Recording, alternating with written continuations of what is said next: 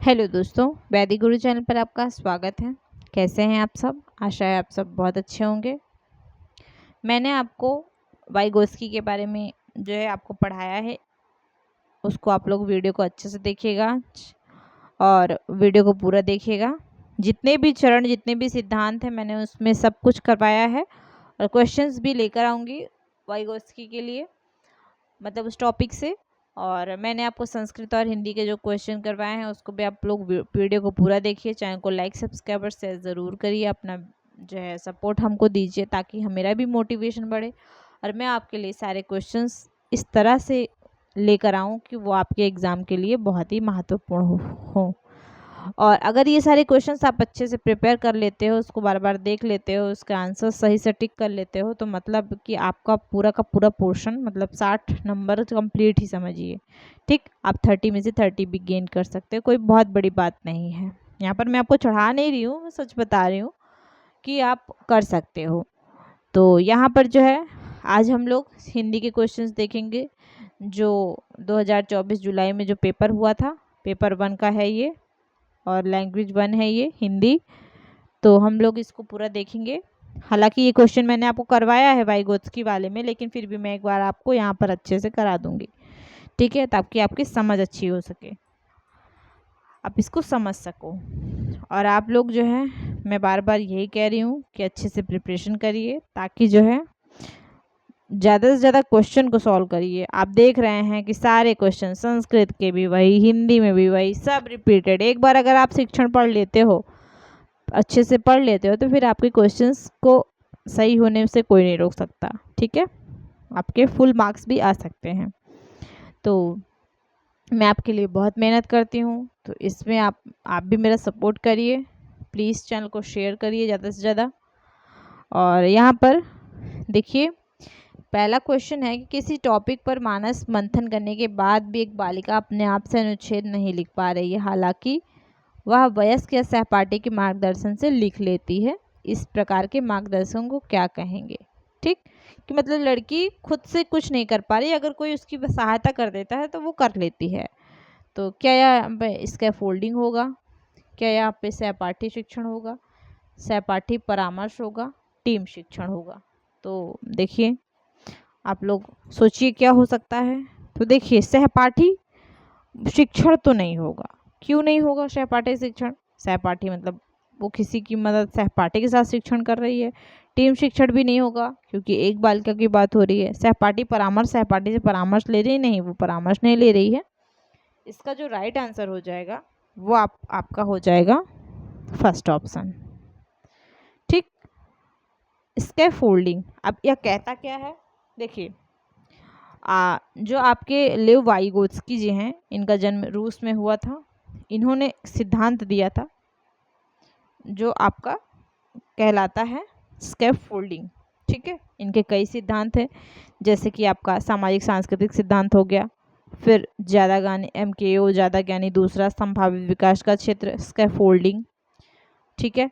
व्यक्तिगत वार्ता, भाषा विचार से पहले, इन सब में आपका एक ये इसका फोल्डिंग है। इसको ढांचा भी कहते हैं। देखिए, इसको नाम भी याद रख लीजिए, मान लीजिए कभी आ गया। ढांचा कहते हैं, पाड़ कहते हैं, मचान कहते हैं इसको, ठीक। ये सब नामों से अगर आ गया तो आप इसको ध्यान में रखिए। पाइट भी बोलते हैं इसको, ठीक, पाइट।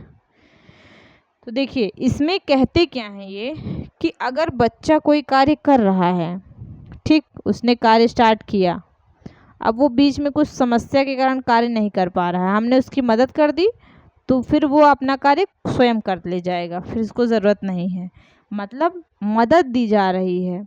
बच्चा साइकिल चलाना सीख रहा है, बच्चा गाड़ी चलाना सीख रहा है। अब गाड़ी को क्या करेंगे, हम उसको थोड़ा सा सपोर्ट पीछे पहले उसको देंगे, फिर वो क्या करेगा कि चलाना जो है वो धीरे धीरे खुद से चलाने लगेगा, फिर हम उसको छोड़ देंगे पीछे से, तो फिर ये क्या हो जाएगा, यही हो जाएगा इसके फोल्डिंग। मतलब उसको अस्थायी मदद दी गई, लगातार परमानेंट मदद नहीं, अस्थायी मतलब मदद देने के बाद उसको छोड़ दिया गया, तो यही जो है उसका हो जाएगा इसके फोल्डिंग। मतलब समस्या समाधान के दौरान जो वयस्क द्वारा दी गई जो शुरुआती सहायता होती है, उसी को इसका फोल्डिंग कहा जाता है।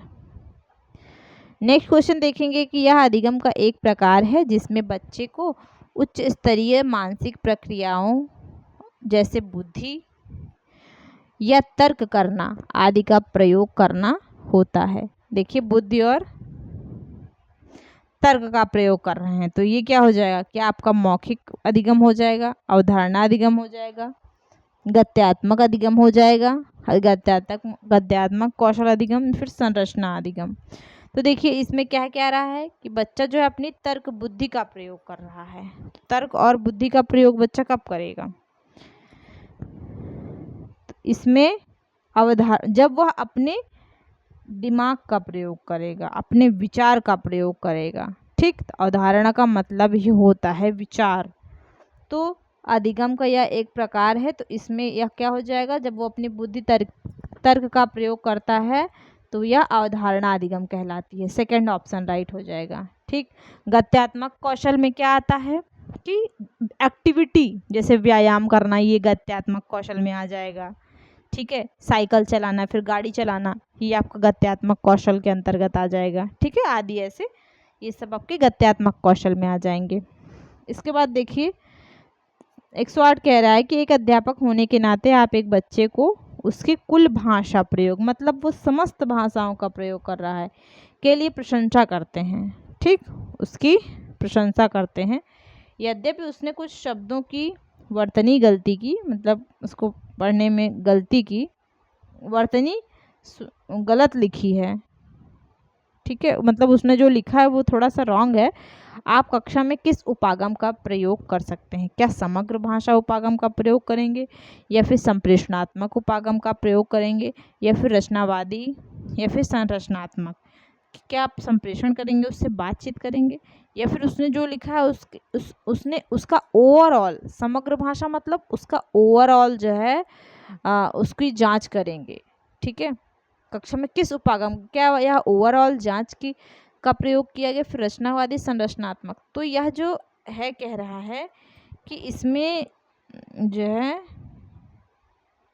कुल भाषा प्रयोग के लिए प्रशंसा करते हैं। तो इसमें जो है आपका राइट आंसर फर्स्ट ऑप्शन हो जाएगा कि उसके समस्त भाषा, उसने जो लिखी है उसको समस्त भाषा का अवलोकन करके जो है उसको ध्यान में रख कर तब उस पर कार्य किया जाएगा। ठीक, तो किस उपागम का प्रयोग किया गया है, समग्र भाषा उपागम का। ठीक, कुल भाषा प्रयोग मतलब समग्र भाषा, उसकी समस्त भाषाओं का उपागम हो रहा है यहाँ पे। ठीक, किसी एक चीज को लेकर वो टिप्पणी नहीं कर रहा है, समग्र भाषा, इसलिए फर्स्ट ऑप्शन राइट। नेक्स्ट कह रहे हैं कि आप हिंदी भाषा अध्यापक हैं और आपकी नियुक्ति पंजाब के किसी प्राथमिक विद्यालय में होती है। ठीक, अब चूंकि आप स्थानीय भाषा नहीं जानते हैं तो आपको क्या करना चाहिए, किसी हिंदी भाषी क्षेत्र में स्थानांतरण के लिए आवेदन कर देना चाहिए, मतलब ये कहना चाहिए कि मेरा ट्रांसफ़र करवा दीजिए, या फिर बच्चों की भाषा को एक संसाधन के रूप में इस्तेमाल करना चाहिए और शिक्षण आरंभ कर देना चाहिए कि बच्चों की ही जो भाषा है उसको एक संसाधन, मतलब हम भी उसको यूज़ कर सकते हैं, उसी के रूप में उसको इस्तेमाल करना चाहिए और शिक्षण आरंभ कर देना चाहिए। थर्ड कह रहा है अंग्रेजी में संप्रेषण करना चाहिए, इंग्लिश में आप उनसे जो है बातचीत करो तो उनको समझ ही नहीं आएगा, और यहाँ पे तो जो है ये प्राथमिक स्तर की बात हो रही है। ठीक, 1st to 5th के बच्चों के लिए। और फोर्थ कह रहा है कि हिंदी समुदाय को हिंदी सीखने के लिए प्रेरित करना चाहिए। तो क्या आपको पूरे के पूरे समुदाय को ही हिंदी सिखा देनी चाहिए, तो देखिए इसमें जो है आपका क्या हो जाएगा, सेकंड ऑप्शन राइट हो जाएगा। क्यों हो जाएगा, क्योंकि आप जो है अपना स्थानांतरण कहाँ स्थानांतरण करवाएंगे, उसके बाद अंग्रेजी में संप्रेषण करेंगे उनको नहीं समझ में आएगा, समुदाय को पूरा का पूरा हिंदी कितना सिखाएंगे आप, छोटे बच्चे हैं वो इतनी जल्दी कैसे सीखेंगे। तो और जानते हैं आप NEP 2020 में भी बच्चों को 1 से 5 तक उनकी मातृभाषा क्षेत्रीय भाषा में पढ़ाने के लिए साफ तौर से कहा गया है। ठीक, और 8 तक भी हो सकता है, मतलब 5 से 8 तक भी कर सकते हैं, लेकिन 1st to 5th तक कंपलसरी। तो ये आपका क्या हो जाएगा, सेकंड ऑप्शन राइट, कि बच्चों की भाषा को एक संसाधन के रूप में इस्तेमाल करना चाहिए और अपना शिक्षण आरंभ कर देना चाहिए। कह रहे हैं नेक्स्ट कि किसी पाठ्य सामग्री से विशिष्ट सूचना निकालने के उद्देश्य से गहन पूर्वक या गहराई से, देखिए गहन अध्ययन किया जा रहा है। ठीक, गहन अध्ययन होता है, एक द्रुतगामी अध्ययन होता है, द्रुत पठन होता है, गहन पठन होता है। गहराई से उस पाठ्य सामग्री को पढ़ने का कौशल बोध कौन सा ज्ञान कहलाता है? किसी आप पाठ्य सामग्री को की विशिष्ट सूचना को निकालने के लिए, उसमें से किसी विशिष्ट सूचना को निकालने के लिए आप उसमें गहन अध्ययन कर रहे हैं, तो गहन अध्ययन क्या कहलाएगा? क्या आपका वैश्विक कहलाएगा, या फिर स्थानीय कहलाएगा, निष्कर्षात्मक कहलाएगा, या फिर मूल्यांकन परक कहलाएगा? तो इसमें आपका राइट आंसर हो जाएगा स्थानीय कौशल। ठीक है, स्थानीय बोध हो जाएगा कि किसी पाठ्य सामग्री की विशिष्ट सूचना आप निकालने के लिए इसको बहुत गहराई से पढ़ रहे हैं, तो आप स्थानीय बोध है ये। नेक्स्ट क्वेश्चन कह रहे हैं कि भाषा अधिगम में निदानात्मक परीक्षण का उद्देश्य क्या होता है? देखिए, निदानात्मक परीक्षण मतलब पहले नियम होता है, फिर आपका उदाहरण होता है। ठीक, निदानात्मक मतलब निदान किया जाता है, कोई उपचार हो गया, निदान हो गया, ये सब एक तरह के वर्ड हैं। तो इसको आप ध्यान से रखिएगा कि मतलब ध्यान से देखिएगा कि अधिगम में निदान हो रहा है, सॉरी निगमन, मैंने निगमन का बता दिया है, ये जो फॉर्मूला मैंने बताया है निगमन का बताया है। तो अगर कोई कहीं मतलब कहीं कुछ समस्या आ रही है तो उसका उपचार करना ही निदान होता है। और निगमन क्या होता है, अब बताया है, बोला है तो बता ही देती हूँ पूरा। निगमन क्या होता है, बच्चा पहले नियम को पढ़ता है, उसके बाद उदाहरण को पढ़ता है। ठीक, और आगमन एक होता है, एक आगमन विधि होता है जिसमें बच्चा पहले उदाहरण पढ़ता है, फिर उसके बाद नियम पढ़ता है। ठीक, ये आपका हो गया, सॉरी हाँ मुझसे ये थोड़ा सा मिस्टेक हो गई। इसमें यही है कि जो निदानात्मक परीक्षण होता है, अगर बच्चे को समझ नहीं आ रहा है, ठीक, अगर उसके समझ में कुछ समस्या आ रही है तो उसके लिए निदानात्मक परीक्षण का प्रयोग किया जाता है। ठीक, निदान करने के लिए। तो देखिए इसमें कह रहा है कि भाषा अधिगम में भाषा सीखने में निदानात्मक परीक्षण का उद्देश्य क्या है? तो क्या होना चाहिए उद्देश्य? योगात्मक आकलन के लिए योजना एवं प्रश्न बनाना। योगात्मक आकलन का मतलब, योग मतलब रिजल्ट बेस्ड। जैसे आपने बोर्ड का एग्ज़ाम दिया हाई स्कूल का, तो आप तुरंत उसको सही नहीं कर सकते, बोर्ड का एग्ज़ाम फिर से नहीं दे सकते, लेकिन जो है हाँ, तो यही होता है आपका योगात्मक आकलन होता है। ठीक है, ये एक योगात्मक आकलन होता है आपका, और एक और होता है रूपात्मक आकलन। ठीक, तो रूपात्मक आकलन में क्या होता है कि आप उसको क्लास टेस्ट होता है उसमें, तो आप कोई भी चीज़ उसको सतत प्रक्रिया होती है, और ये जो क्या होता है रिजल्ट बेस्ड होता है योगात्मक। ठीक, रूपात्मक सतत प्रक्रिया होती है, उसमें आप टेस्ट दे सकते हो, अपनी चीज़ों को सही कर सकते हो, गलतियों को, लेकिन इसमें ऐसा नहीं होता है, ये रिजल्ट बेस्ड होती है। सेकंड कह रहे कि अभिभावक शिक्षक बैठ के अभिभावकों को सूचित करना और ध्यान देने के लिए कहना कि आप लोग अपने बच्चे पे ध्यान दीजिए, ऐसा कहना चाहिए नहीं। बच्चों की समझ में रह गए अंतरों को जानना और उपचारात्मक कदम उठाना। फोर्थ कह रहे कि विद्यार्थियों की प्रगति रिपोर्ट कार्ड में प्राप्त फल लिखना, कि उन्होंने जो है उनको मिला है नंबर, उसको वहीं उनकी प्रगति जो रिपोर्ट कार्ड है वहीं लिख देना। तो ये आपका नहीं हो सकता, ये नहीं हो सकता, आपका फर्स्ट भी नहीं हो सकता, सेकंड भी नहीं हो सकता। इसमें आपका जो है राइट आंसर होगा थर्ड नंबर। बच्चों की समझ में रह गए अंतरों को जानना, मतलब क्या समस्या रह गई है, उनको समझने में क्या दिक्कत आ रही है, और उपचारात्मक कदम उठाना, और उसको सही करने के लिए उसके लिए कदम उठाना, यही आपका राइट हो जाएगा थर्ड ऑप्शन। ठीक है, तो निदानात्मक परीक्षण का उद्देश्य ही होता है कि बच्चों को अगर कुछ समस्या आ रही है, कुछ समझ में नहीं पा रहे हैं, तो उसके लिए आप उपचारात्मक कदम उठाएं। 112 क्वेश्चन कहता है कि निम्नलिखित में से कौन सा कथन पाठ्य पुस्तक के बारे में सही है, कि पुस्तक बुक आपकी कैसी होनी चाहिए। ठीक, बच्चों के जिस तरह के बच्चे हैं, जैसे 1st to 5th के बच्चे हैं तो उनके लेवल का होना चाहिए, लचीलापन होना चाहिए, उसमें बहुत सारी चीज़ें ये देखते हैं। पाठ्य पुस्तक अध्यापक और विद्यार्थी के लिए एकमात्र महत्वपूर्ण सामग्री है। यह पाठ्यचर्या में उल्लिखित उद्देश्यों को प्राप्त करने में मदद करती है। थर्ड कह रहे हैं कि ये सत्र के लिए शैक्षिक गतिविधियों की योजना है। फोर्थ कह रहे हैं कि पाठ्य पुस्तक का स्थान कोई दूसरा नहीं ले सकता। नहीं, फोर्थ ऑप्शन तो पूरी तरह से राइट हो गया। पाठ्य पुस्तक का स्थान दूसरा क्यों नहीं ले सकता, ऐसा नहीं है। और इसमें कह रहे हैं कि सत्र के लिए शैक्षिक गतिविधियों की योजना, और सेकंड कह रहे हैं कि पाठ्यचर्या में उल्लिखित उद्देश्यों को प्राप्त करने में मदद करना। बात सही है, सबसे सही आंसर यही होगा कि जो पाठ्य पुस्तक होती है उसमें जो पाठ होते हैं, जो पाठ्यचर्या होती है उसमें जो उद्देश्य लिखे होते हैं उसको प्राप्त करने में ये पाठ्य पुस्तक मदद करती है। ठीक, पाठ्यचर्या मतलब हम पाठ क्यों पढ़ रहे हैं, हमारे पास पाठ्य पुस्तक आई क्यों है, तो वो जो पुस्तक में लेसन्स हैं उनमें जो उद्देश्य हैं उनको प्राप्त करने में ये जो पुस्तक है वो मदद करती है। ठीक, अध्यापक और विद्यार्थी के लिए एकमात्र महत्वपूर्ण सामग्री है ऐसा भी नहीं है। तो इसका राइट आंसर सेकंड ऑप्शन हो जाएगा कि हमारी बुक्स जो हैं हमारे लिए इसलिए यूज़फुल है क्योंकि हमें जो है अपनी पाठ्यचर्या में जो उद्देश्य हैं उनको प्राप्त करना है और उसके लिए ये बुक्स हमारी हेल्प करती हैं। 113 क्वेश्चन कहते हैं कि निम्नलिखित में से कौन सा कक्षाई अभ्यास विद्यार्थियों में मौखिक भाषा के विकास में मदद करेगा। ठीक, क्लास एक्सरसाइज जो होती हैं वो जो है विद्यार्थियों में मौखिक भाषा के विकास में, कि बच्चा जो है मौखिक रूप से विकास कर सके, उनमें से मदद करेगा। क्या है? अध्यापक के साथ पाठ्य सामग्री का संवेद पठन, अध्यापक जैसे जैसे पढ़ता जा रहा है हम भी वैसे वैसे पढ़ते जा रहे हैं। कविता को कंठस्थ कर लेने के बाद कविता का संवेद गायन, पहले कविता को याद करो फिर उसको गाओ सब साथ में। थर्ड कह रहे कि रोल प्ले में भाग लेना, तो क्या आप रोल प्ले में भाग लेना। फिर फोर्थ कह रहे कि नए व परिचित शब्दों के सही उच्चारण का अभ्यास करना।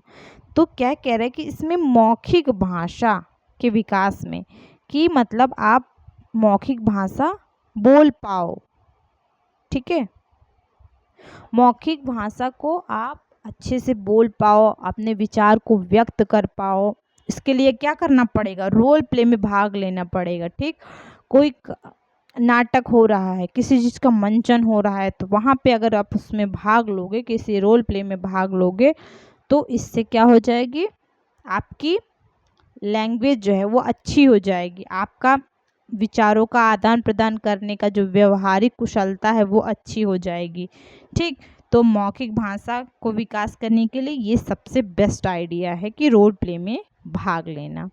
थर्ड ऑप्शन राइट हो जाएगा। नेक्स्ट हम लोग देखेंगे 114 क्वेश्चन कह रहे हैं कि जब हम यह कहते हैं कि भाषा यादृच्छिक है, यादृच्छिक मतलब कोई उसका नियम कानून नहीं है, तो इसका तात्पर्य क्या है? कि भाषा के शब्दों और उनके अर्थों के बीच अंतर्निहित संबंध, मतलब भाषा और अर्थ के अंदर जो संबंध है उसको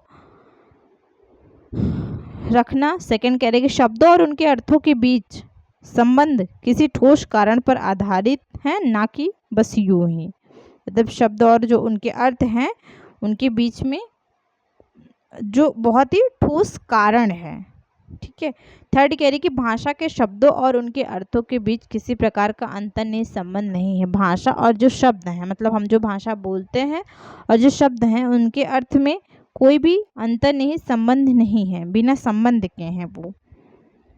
और भाषा पहले से निर्धारित सिद्धांतों का पालन करती है, भाषा जो है वो निर्धारित सिद्धांत का पालन करती है। इसमें कह रहे हैं कि भाषा यादृच्छिक है, मतलब यादृच्छिक मतलब कोई नियम कानून नहीं है उसमें तो इसके लिए इसमें जो है आपका राइट आंसर होगा कि भाषा के जो शब्द हैं और उनके अर्थ हैं उनके बीच में कोई भी अंतर्निहित संबंध नहीं है, ये बात सत्य है। ठीक है, इसमें नियम कानून का यूज नहीं होता है। 115 कहते हैं कि व्याकरण पढ़ाने का निगमनात्मक उपागम अनुशंसा करता है कि हमें सबसे पहले, अब देखिए जो मैंने ऊपर बताया था निगमन आगमन, फिर से आ गया आगमन। ठीक है, तो इसको अच्छे से मैंने उसमें बता ही दिया है। अभी देखिए इसमें कह रहे कि निगमन उपागम क्या होता है? निगमनात्मक, पहले नियम होता है फिर उदाहरण होता है। ठीक है, निगमनात्मक में। तो इसका ट्रिक समझ लीजिए कि पहले नी है तो निगमन आएगा, फिर उदाहरण आएगा, ठीक है। और उसके बाद आगमन में क्या होता है कि पहले उदाहरण आता है, फिर बाद में आपका जो है नियम आता है। तो इसमें जो है आपका राइट आंसर हो जाएगा कि पहले नियम प्रस्तुत करनी चाहिए। सेकंड ऑप्शन राइट, हमें सबसे पहले नियम प्रस्तुत करना। ये तो फैक्ट ही है, इसको तो कुछ बताना नहीं। 116 क्वेश्चन देखेंगे कि यह है तथ्यों से कहीं आगे जाकर अनुमान लगाने का तरीका है। व्याख्या करना, विश्लेषण करना, निष्कर्ष निकालना, पाठ्य सामग्री का विस्तार करना। तो यहाँ पर किसकी बात कही गई? अनुमान लगाने की बात कही गई। आप लोग कोई तथ्य है उससे तथ्यों से हटकर, क्योंकि तथ्य होंगे तो हमको पूरा का पूरा बस वही एक टॉपिक याद कर लो, बस खत्म। लेकिन अगर आप अनुमान लगा रहे हो तो इसका अर्थ जो है अलग हो जाता है कि पाठ्य सामग्री का विस्तार होता है। ठीक, पाठ्य सामग्री का विस्तार तथ्यों से कहीं आगे जाकर अनुमान लगाने का तरीका है। ठीक, पाठ्य सामग्री को आप पढ़ रहे हो, उसको समझ रहे हो, उसमें क्या बताया गया है। ठीक, आपकी अंडरस्टैंडिंग स्किल जो है डेवलप हो रही है वो। तो फोर्थ ऑप्शन राइट। विश्लेषण मतलब एक एक चीज़ को अलग अलग करके समझना। निष्कर्ष निकालना मतलब पूरे पाठ को आपने पढ़ लिया और बाद में जो निष्कर्ष निकला। व्याख्या करना ये नहीं होगा इसमें। Fourth option right. एक भाषा अध्यापक को चाहिए कि वह शिक्षार्थियों को स्वच्छंद लेखन के लिए प्रोत्साहित करे, क्योंकि स्वच्छंद लेखन का शिक्षार्थियों के लिए लाभ है। मतलब अपने मन से कुछ भी लिखो, जो मन करे वो लिखो। इससे क्या होता क्या है? इससे बच्चों के अंदर रचनात्मकता का विकास होता है। ठीक, वो अपनी तरह से अपने ज्ञान को प्रदर्शित करने की कोशिश करते हैं और उसका आकलन भी लगाया जा सकता है कि बच्चे किस तरह के सोच वाले हैं। ठीक, फर्स्ट ऑप्शन कहता है कि यह शिक्षार्थियों को प्रवाह के साथ और रचनात्मक तरीके से लिखने के लिए प्रोत्साहित करता है। शिक्षार्थी लिखने या ना लिखने के लिए स्वतंत्र हैं। शिक्षार्थी ये महसूस नहीं करते हैं कि उन्हें कुछ अधिक या एकदम सटीक लिखना है। फोर्थ कहते हैं कि शिक्षार्थी अपनी प्रथम भाषा के लिखित रूप स्वरूप के गुणधर्म समावेशन कर सकते हैं। तो इसमें आपका जो है राइट आंसर फर्स्ट ऑप्शन हो जाएगा। देखिए मैंने पहले ही बता दिया कि इसमें रचनात्मक आकलन का विकास होता है।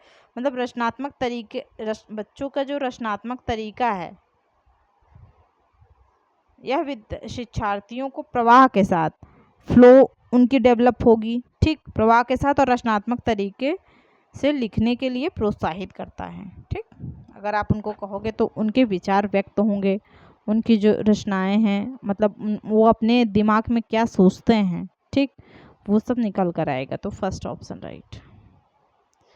118 क्वेश्चन कहता है कि आप कक्षा 5 के अध्यापक हैं। आपके विद्यार्थियों को पाठ्य सामग्री अच्छी तरह से पढ़ने के लिए कहा गया है। इसके बाद आप संदर्भ और प्रसंग को ध्यान में रखते हुए प्रश्नों के उत्तर देने के लिए कहते हैं। इस प्रक्रिया के द्वारा आप विद्यार्थियों को किस तरह के पठन के लिए प्रोत्साहित कर रहे हैं? देखिए, पढ़ना तो है ही, तुमको आंसर भी करना है क्वेश्चन का। तो इसको क्या कह सकते हैं? विस्तृत पठन कहेंगे, सरसरी तौर पर पढ़ना कहेंगे, या फिर बारीकी से पठन कहेंगे, फिर गहन पठन कहेंगे।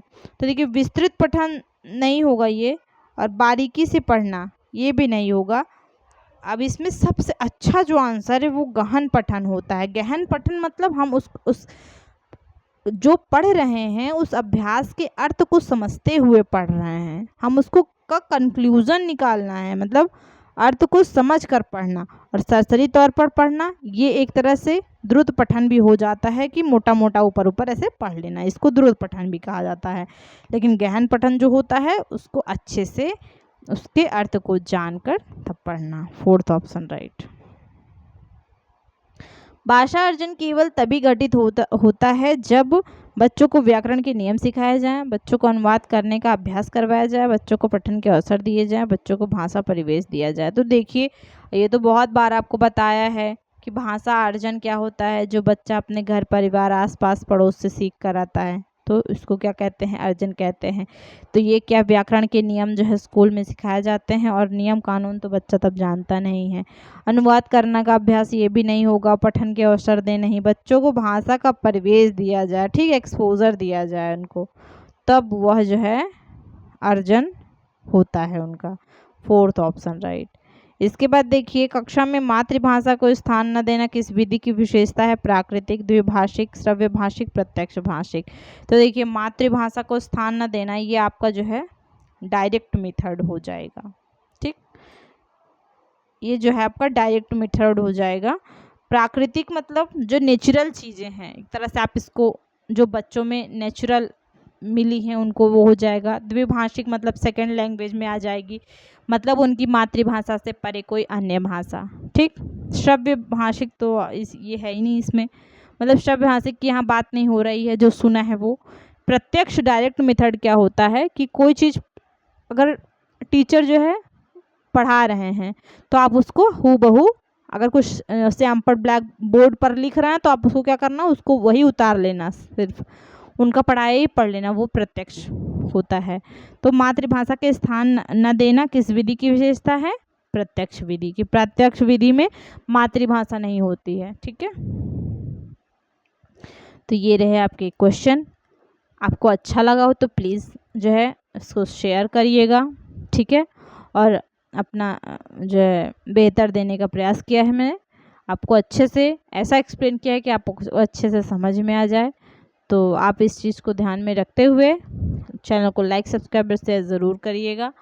और हमारा वैदिक गुरु नाम से है टेलीग्राम चैनल, मैं रोज़ बोलती हूँ, वैदिक गुरु नाम से टेलीग्राम चैनल है, इसको ज़रूर ज्वाइन करिए। ठीक है, और मैं आपको ये कंफर्मेशन दिलाती हूँ कि हिंदी और संस्कृत में आपके बहुत ही अच्छे नंबर आएंगे।